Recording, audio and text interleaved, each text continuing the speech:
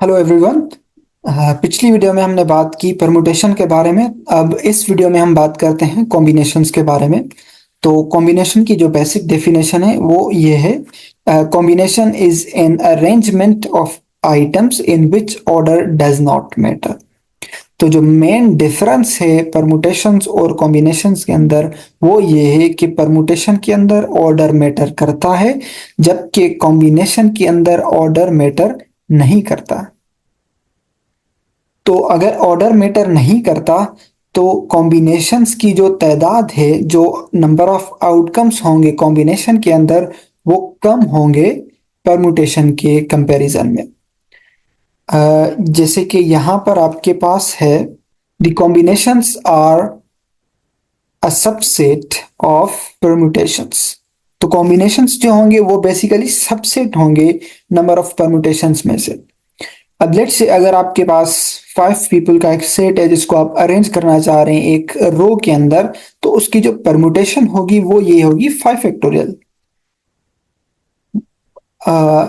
अगर आप इन 5 पीपल में से दो को चूज करना चाहते हैं तो आपके पास जो नंबर ऑफ पॉसिबिलिटीज होंगी वो सबसेट होगा इस 120 का, जिसे हम कॉम्बिनेशंस कहेंगे।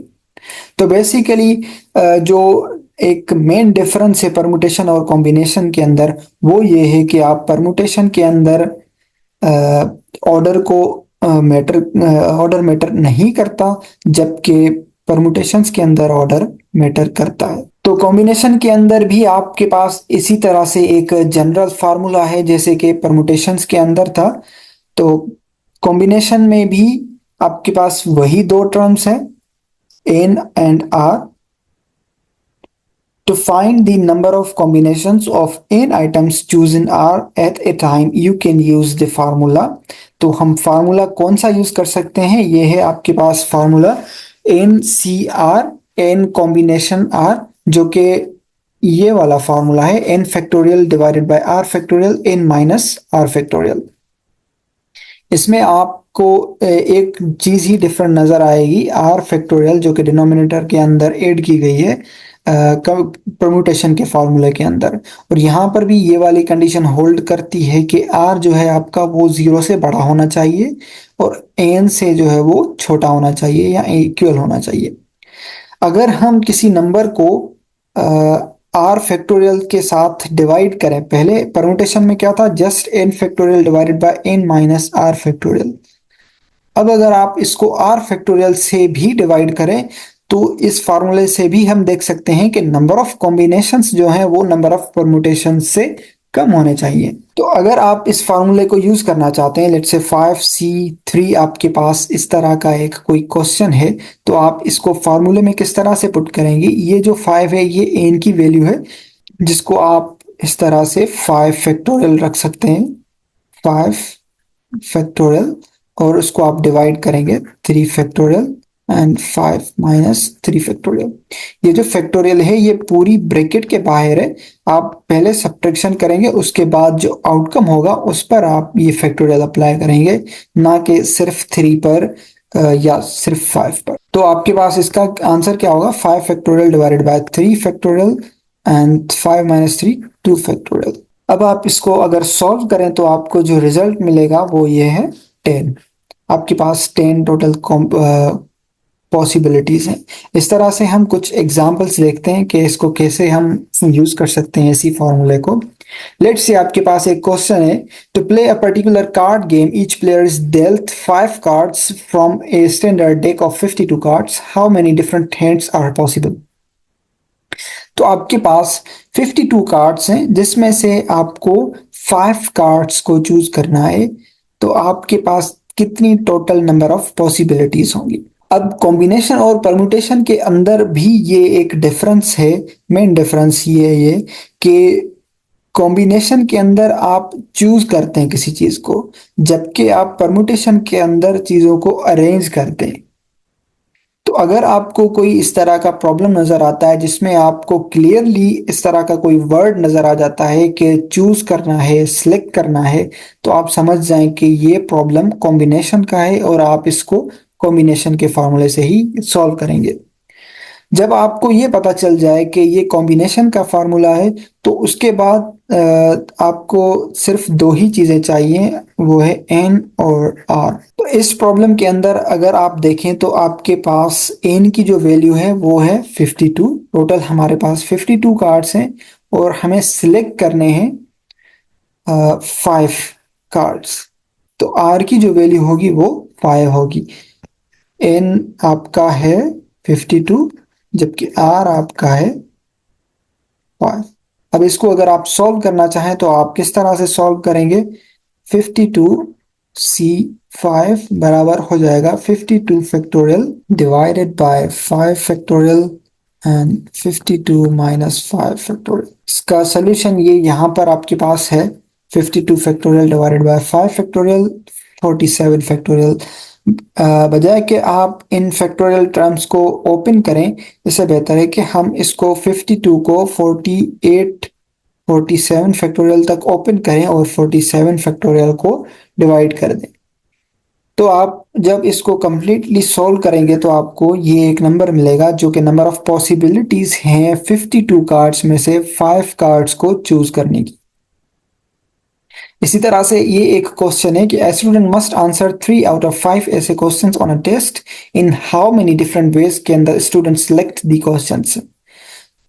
देखिए इस क्वेश्चन में आपके पास क्लियरली ये एक वर्ड है सिलेक्ट। तो हम इस वर्ड से ये समझ सकते हैं कि ये जो प्रॉब्लम है ये कॉम्बिनेशन का है। और उसके बाद हम ये फाइंड आउट करना चाहेंगे कि एन की वैल्यू क्या है और आर की वैल्यू क्या है। अगर ये दो चीजें हमें मिल गई तो हम इसको इजीली सॉल्व कर सकते हैं। तो यहाँ पर एन की जो वैल्यू है वो क्या है 5 और जो आर की वैल्यू है वो 3 है। इसको आप इजीली अब सॉल्व कर सकते हैं इस फॉर्मूले के जरिए।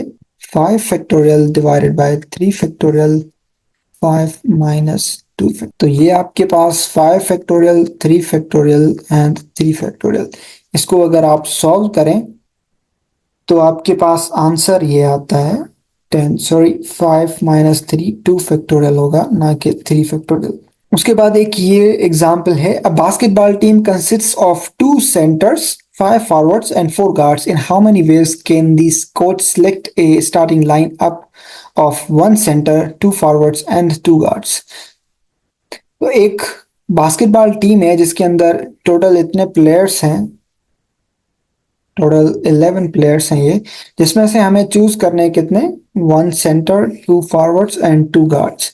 इस प्रॉब्लम में भी हम ये क्लियरली देख सकते हैं कि ये एक कॉम्बिनेशन का प्रॉब्लम है, क्योंकि इसके अंदर सिलेक्ट का वर्ड है, हमें कुछ प्लेयर्स को चूज करना है। अब इसको सॉल्व करने के लिए पहली बात तो ये है कि आपको इसमें ये समझना है कि टोटल नंबर ऑफ आइटम्स हैं कितने। अब अगर आप इन सबको काउंट करेंगे तो ये तो 11 हैं, बट जब आप चूज करने की बात करें तो आपको चूज करने हैं 1 सेंटर 2 फॉरवर्ड्स एंड 2 गार्ड्स। ये आप 11 प्लेयर्स में से चूज नहीं कर सकते। आप 1 सेंटर को 2 सेंटर्स में से ही चूज कर सकते हैं, 2 फॉरवर्ड्स को 5 फॉरवर्ड्स में से ही चूज कर सकते हैं, इसी तरह से गार्ड्स को। ऐसा नहीं है कि आप 5 प्लेयर्स को डायरेक्टली 11 प्लेयर्स में से चूज कर लें। तो इसको सॉल्व करने के लिए आप क्या कर सकते हैं कि आपको पहले तो दो सेंटर्स में से एक सेंटर को चूज करना है, उसके बाद आपको 2 फॉरवर्ड्स को 5 फॉरवर्ड्स में से 2 फॉरवर्ड्स को चूज करना है, और लास्ट वन जो है आपको 4 गार्ड्स में से 2 गार्ड्स को चूज करना है। अब आप इसको इजीली सॉल्व कर सकते हैं। इसका आंसर आपको 2 ही मिलेगा और इसको भी आप इसी तरह से सॉल्व कर सकते हैं। Sorry, this is 5 minus 2 factorial. आप इनको सॉल्व कर सकते हैं इजीली ओपन करके फैक्टोरियल को। तो एट द एंड इसका आपको जो आंसर मिलेगा वो आपको मिलेगा लाइक 6 नंबर ऑफ पॉसिबिलिटीज हैं कि आप 2 गार्ड्स को 4 गार्ड्स में से चूज कर सकते हैं। तो बेसिकली इस तरह से आप कॉम्बिनेशन के फॉर्मूले को यूज कर सकते हैं और किसी प्रॉब्लम को सॉल्व कर सकते हैं। इसी तरह से कुछ और एग्जांपल्स भी हैं जिनको हम सॉल्व करते हैं। इसका आपके पास ये सॉल्यूशन भी है और एट द एंड आपको टोटल नंबर ऑफ पॉसिबिलिटीज भी बतानी है। तो टोटल नंबर ऑफ पॉसिबिलिटीज को बताने के लिए आपको क्या करना है, ये तो हमें पॉसिबिलिटीज जो मिली हैं ये हैं कि आप गार्ड्स को या आप सेंटर्स को कैसे चूज कर सकते हैं। बट अगर 5 प्लेयर्स की बात करें कि ये जो 5 प्लेयर्स हैं टोटल सब, इनको कैसे हम फाइंड आउट कर सकते हैं, तो उसके लिए आप ये मल्टीप्लिकेशन का रूल यूज करेंगे। आपके पास 2 पॉसिबिलिटीज हैं कि आप 1 सेंटर को कैसे चूज कर सकते हैं। आपके पास 10 पॉसिबिलिटीज हैं 2 फॉरवर्ड्स को चूज करने की और 6 पॉसिबिलिटीज हैं आपके पास 2 गार्ड्स को चूज करने की। अब अगर आप यहाँ पर मल्टीप्लिकेशन रूल यूज करेंगे तो आपको टोटल नंबर ऑफ पॉसिबिलिटीज मिल जाएंगी इन 5 प्लेयर्स को चूज करने की। तो टोटल आपके पास 120 पॉसिबिलिटीज हैं इन 5 प्लेयर्स को चूज करने की। इसके बाद एक ये एग्जांपल है कि how many different ways can they 3 people from Dave, Jane, Julie, Amanda and Steve be selected to attend a meeting. तो इस में आपको पहले तो ये डिसाइड करना है कि ये कॉम्बिनेशन का प्रॉब्लम है या ये परम्यूटेशन का है। तो इस वर्ड से हम ये समझ सकते हैं कि ये जो प्रॉब्लम है ये प्रॉब्लम कॉम्बिनेशन का प्रॉब्लम है। उसके बाद आपको चाहिए एन एंड आर। एन यहाँ पर आपके पास कितने टोटल पीपल, ये आपके पास 5 एंड देन कितने आपको चूज करने हैं वो है 3।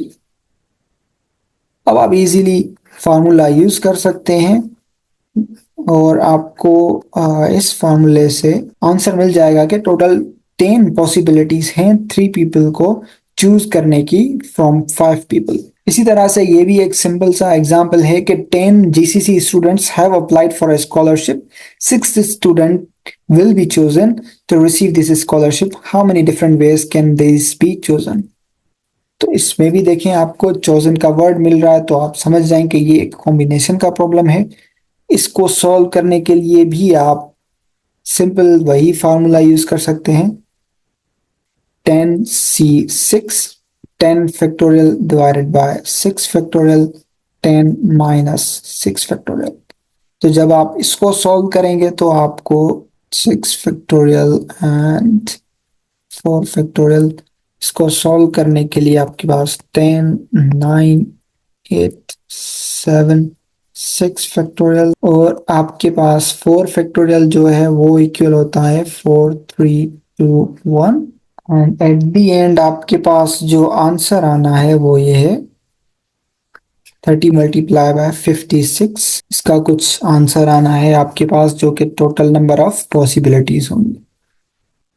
उसके बाद है on the plane there are 6 different points, number 3 of them are lying on the same line. How many segments do you get by joining all the points? तो इसमें भी आप देखें कि आपको 6 टोटल डिफरेंट पॉइंट्स दी गई हैं और उन 6 डिफरेंट पॉइंट्स में से आपको number of 3 of them are lying on the same line. 3 ऐसी लाइन्स पॉइंट्स हैं जो सेम लाइन पर लाई करती हैं। तो how many segments do you get by joining all the points? इन सब पॉइंट्स को ज्वाइन करने से आपको कितने सेगमेंट्स मिलेंगे? तो आप 3 पॉइंट्स को 6 पॉइंट्स में से चूज करके लाइंस ड्रा करना चाहते हैं तो आपको कितने टोटल लाइन सेगमेंट्स मिलेंगे? ये भी आपके पास इसी तरह से एक कॉम्बिनेशन का प्रॉब्लम है कि 6 डिफरेंट पॉइंट्स में से 3 डिफरेंट पॉइंट्स जो कि एक ही लाइन पर हो उनकी कितनी पॉसिबिलिटीज होंगी, कितनी कॉम्बिनेशंस होंगी। तो इसमें भी आपके पास सिंपल आपको एन और सी आर रिकॉग्नाइज करना है एंड देन आप इजीली इस फार्मूले के जरिए आप इसको सॉल्व कर सकते हैं, जिसका आपको कुछ रिजल्ट इस तरह से मिलेगा 6 factorial divided bye 3 factorial and 6 minus 3 factorial. अब आप इसको सॉल्व करके ये फाइंड आउट कर सकते हैं कि टोटल कितने सेगमेंट्स हैं जो आप 3 पॉइंट्स को ज्वाइन करके बना सकते हैं। तो ये था परमुटेशन एंड कॉम्बिनेशन के बारे में। अब नेक्स्ट वीडियो में हम थोड़ा सा इंट्रो देखेंगे प्रोबेबिलिटी का, एंड देन उसके बाद आहिस्ता आहिस्ता से प्रोबेबिलिटी में आगे चलते जाएंगे इंशाल्लाह। तो आप इस तरह के कुछ और एग्जाम्पल्स भी ज़रूर सॉल्व करें, इसको रिवाइज करें, और इंटरनेट पर आपको बहुत सारे एग्जाम्पल्स मिलेंगे जिनको आप ज़रूर खुद से ट्राई करें, ताकि आपको आइडिया हो कि इन दोनों में कैसे आपने डिफरेंशिएट करना है, किस तरह से इनको सॉल्व करना है। खुदा हाफिज़।